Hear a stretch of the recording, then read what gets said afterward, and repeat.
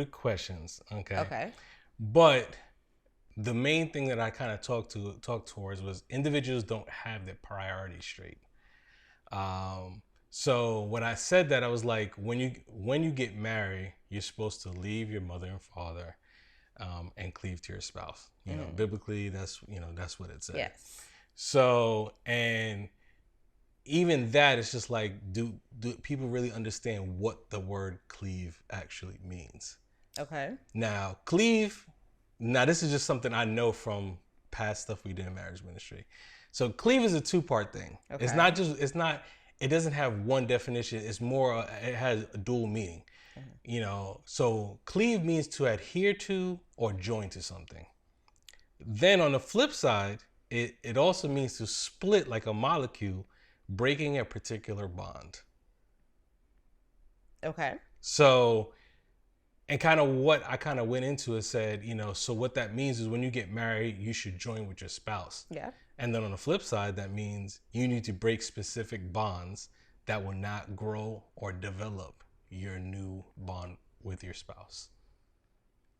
Okay. So again, this is kind of what I kind of told them, and I'm trying to read it, so forgive me. So it's like, meaning learning each other's differences and communicating how to incorporate that into your new life you created with one another. Meaning there will be some people in your life that you need to leave, or you may need to disconnect from them, that is not aiding in development and growth in your marriage. In simpler terms, they do not want. Wait, what happened? In simpler terms, I don't